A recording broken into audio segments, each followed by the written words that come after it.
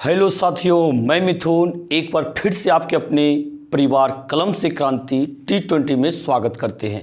आइए आज का सेशन हम लोग स्टार्ट करते हैं।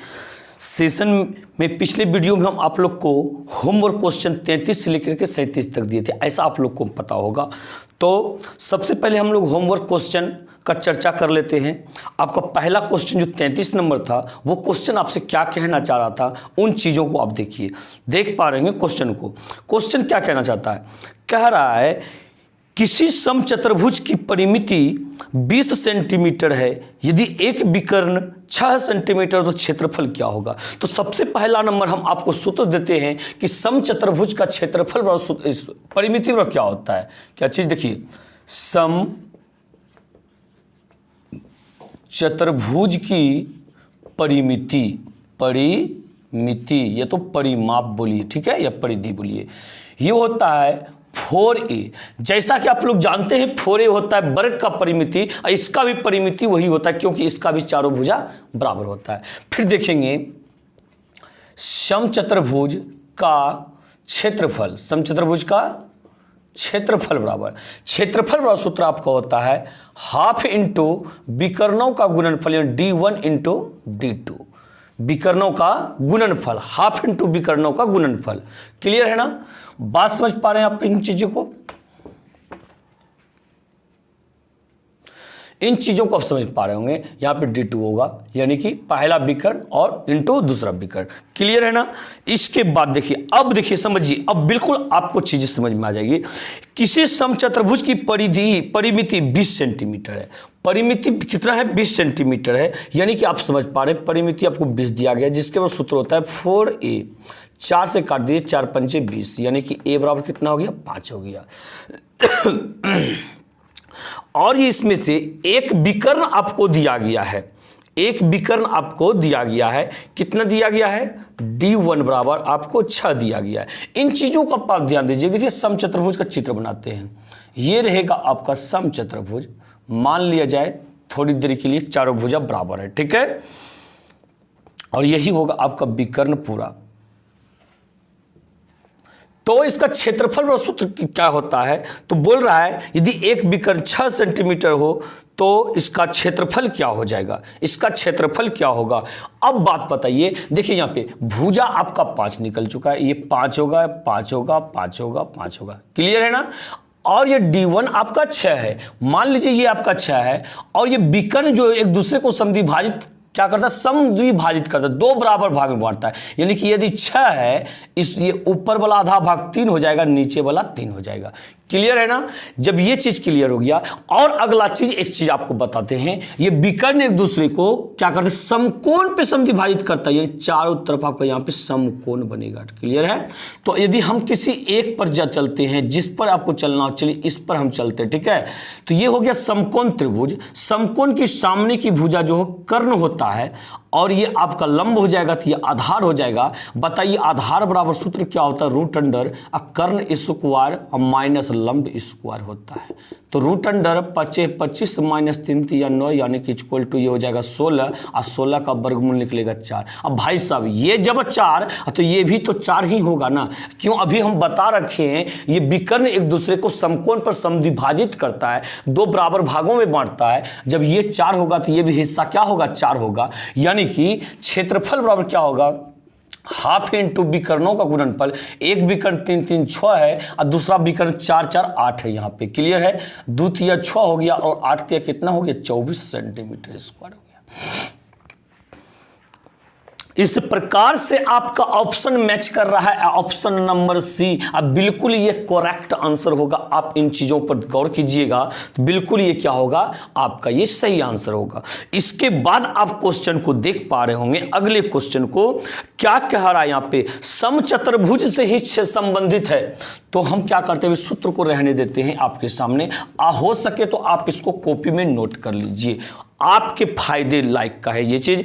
क्या कहता है, किसी समचतुर्भुज का क्षेत्रफल 96 सेंटीमीटर स्क्वायर, यदि एक विकर्ण 16 सेंटीमीटर है तो भुजा की लंबाई क्या होगा। भाई साहब अब बताइए, पहले समचतुर्भुज का आप जो है ना एक चित्र बनाइए, एक फिगर बनाइए आप सम चतुर्भुज का फिगर बना लिए। ये आपका एक विकर्ण होगा, दूसरा विकर्ण आपका ये होगा। क्लियर है?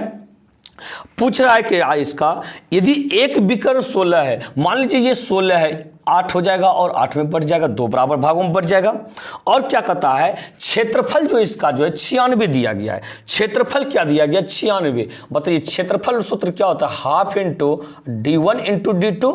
d1 तो आपका यहाँ पे 16 है और d2 हमें मालूम नहीं है। ठीक है, अब कटा दीजिए 8 बार में, यहाँ पे 8 एक का 8, 8 दूनी 16, यानी कि d2 बराबर क्या हो जाएगा आपका 12 हो जाएगा। d2 क्या हो जाएगा आपका 12 हो जाएगा। मान ली पूरा का पूरा 12 हुआ तो ऊपर का हिस्सा 6 है, नीचे का भी हिस्सा 6 हो गया। क्लियर है ना? अब कहता है इसका भुजा निकालने के लिए कहता है भाई साहब किसी एक त्रिभुज में चलिए, किसी एक भाग में चलिए, समकोण बनाता है। ये जो भुजा इसका है, इस समचतुर्भुज का जो भुजा है, ये आखिर इस त्रिभुज का क्या है? कर्ण है। बताइए कर्ण बराबर सूत्र क्या होता है? रूट अंडर लंब स्क्वायर प्लस आधार स्क्वायर, यानी 6 का स्क्वायर प्लस 8 का स्क्वायर। तो बताइए 6 के 36 हो गया और 8 8 64 हो गया। जब दोनों को जोड़िएगा तो हो जाएगा 100 और 100 का वर्गमूल निकलेगा 10, यानी कि इस त्रिभुज का कर्ण हो गया 10। माने कहने का मतलब क्या हुआ कि समचतुर्भुज की भुजा कितना हो गया? 10। ये 10, ये भी 10, ये भी 10, ये भी 10, किसी पर निकालिएगा सबका सब क्या निकलेगा? 10। इस प्रकार से मेरा जो सही आंसर होगा क्या? Option number C. ये ऑप्शन कौन सा मैच कर रहा है आपका? सी नंबर ऑप्शन आपका बिल्कुल मैच कर रहा है, जो कि राइट आंसर रहेगा। तो इसके बाद हम आते हैं अगले क्वेश्चन की तरफ। बिल्कुल अब बारीकी से देखिए, ये अब सब सारे के सारे सवाल जो हैं आपके एकदम बिल्कुल एग्जाम में पूछे जाने वाला सवाल है, बिल्कुल आपके एग्जाम में पूछा जाएगा, इसको नजरअंदाज नहीं कीजिएगा। देखिए क्या कहता है 35 नंबर, कहता है समांतर त्रिभुज का आधार, बिल्कुल नहीं, यहाँ थोड़ा सा चतुर्भुज इसको देना चाहिए। समांतर चतुर्भुज का आधार तथा ऊंचाई क्रमशः 60 सेंटीमीटर तथा 24 सेंटीमीटर। समांतर चतुर्भुज का क्षेत्रफल क्या होगा? यहाँ भी ऊपर जो देख रहे हैं ना त्रिभुज लिखा हुआ, उसको चतुर्भुज बना दीजिएगा। ठीक है, वो चतुर्भुज, समांतर चतुर्भुज होता है, त्रिभुज नहीं होता है। तो कहता है समांतर चतुर्भुज का आधार तथा ऊंचाई क्रमशः 60 सेंटीमीटर तथा 24 सेंटीमीटर। क्षेत्रफल क्या होगा? एक चीज आपको सूत्र दे रहे हैं यहाँ पे, समांतर चतुर्भुज का क्षेत्रफल बराबर जो होता है सूत्र आधार गुना ऊंचाई होता है, यानी बेस इंटू यानी कि हाइट, ऊंचाई। क्लियर है ना?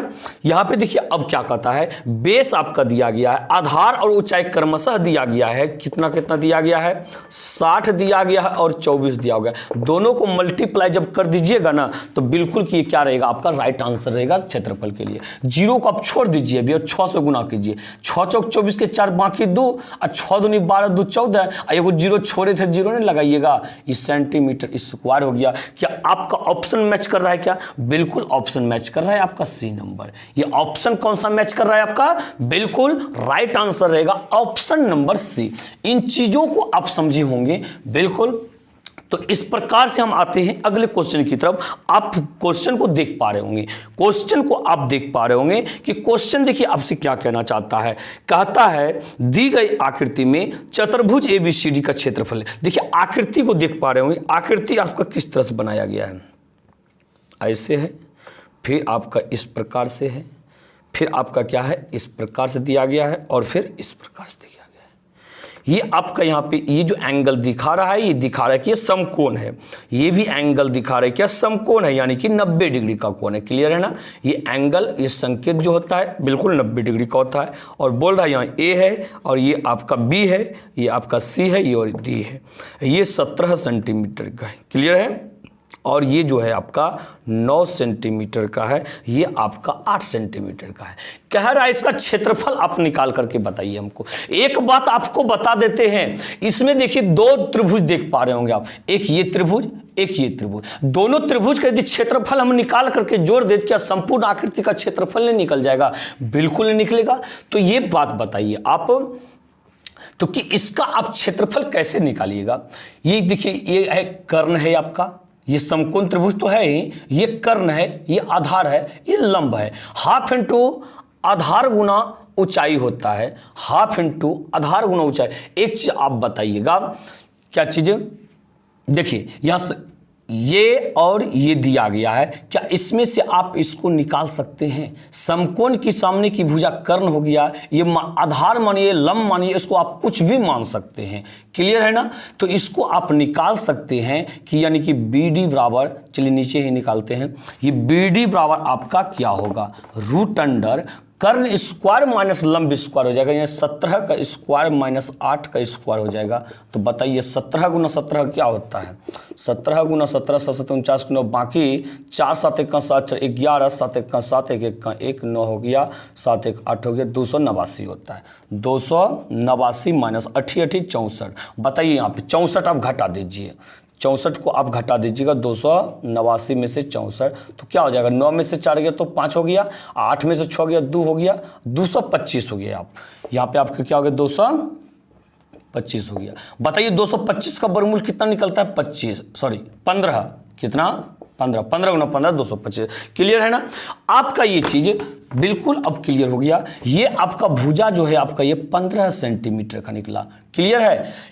अब इसके बाद देखिए आप इस त्रिभुज में चलिए, नीचे वाला हाफ इंटू आधार गुना ऊंचाई ना भाई साहब, आधार और ऊंचाई ये तो हमको मालूम होना चाहिए। इस त्रिभुज में जब चलेंगे हम लोग और निकालेंगे AB, क्या निकालेंगे? AB निकालेंगे, तो रूट अंडर आपका क्या होगा? कर्ण स्क्वायर माइनस आधार लंब स्क्वायर होगा, यानी कि 15 का स्क्वायर माइनस 9 का स्क्वायर हो जाएगा।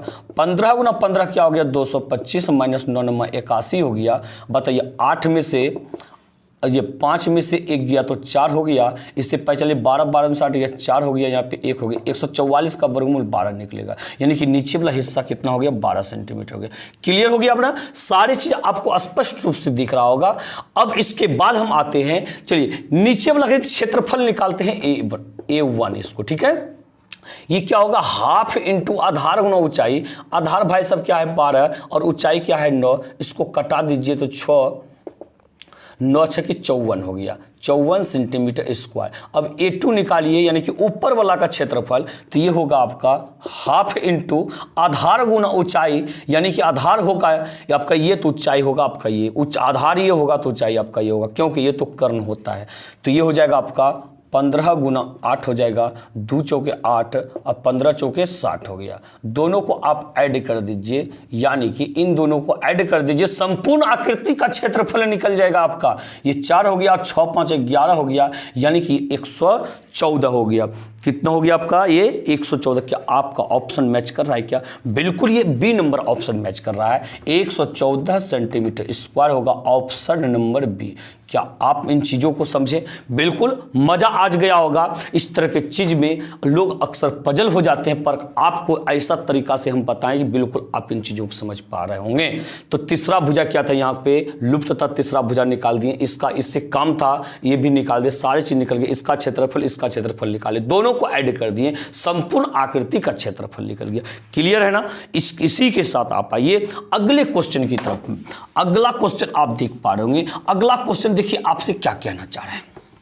अगला क्वेश्चन आपसे क्या चाह रहा है? ये अगला क्वेश्चन जो है आपका कह रहा है यहाँ पे, हीरोन के सूत्र में S का मान होता है। भाई साहब, हीरोन के सूत्र में S का मान क्या होता है? हम लोग क्या जानते हैं? S बराबर जानते हैं A plus B plus C बटा 2, यानी कि A plus B plus C क्या है? सभी तीनों भुजाओं का योग है। अब बटा 2 किए तो क्या हो गया? आधा हो गया, यानी कि सभी भुजाओं का योग का आधा हो गया। बताइए भुजाओं के योग का आधा, ऑप्शन नंबर A क्या मिल रहा है? ऑप्शन नंबर A मैच कर रहा है, जिसको कि हम अर्ध परिमिति भी कहते हैं। क्या कहते हैं?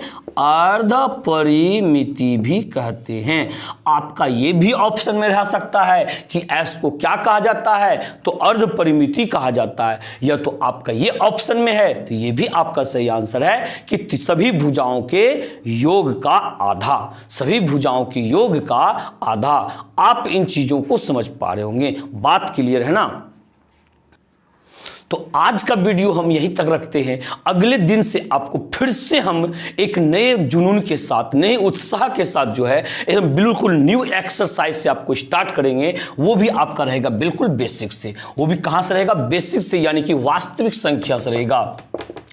वास्तविक संख्या से रहेगा, यानी कि रियल नंबर से। यानी कि आपके बुक का पहला एक्सरसाइज स्टार्ट करेंगे, बिल्कुल बेसिक से स्टार्ट करेंगे, जिसमें कि आप हर चीज़ों को समझ पाइएगा। क्लियर है ना? तो मिलते हैं अगले वीडियो में। साथ ही साथ आप इस वीडियो को लाइक और अपने दोस्तों में शेयर अवश्य कर दीजिएगा। और यदि आप मेरे चैनल पर नए व्यूवर हैं, अब तक मेरे चैनल को सब्सक्राइब नहीं किए हैं, तो प्लीज़ आप मेरे चैनल को सब्सक्राइब करके बेल आइकन को प्रेस कर दीजिएगा। चलिए मिलते हैं अगले वीडियो में। इसी के साथ जय हिंद, जय भारत।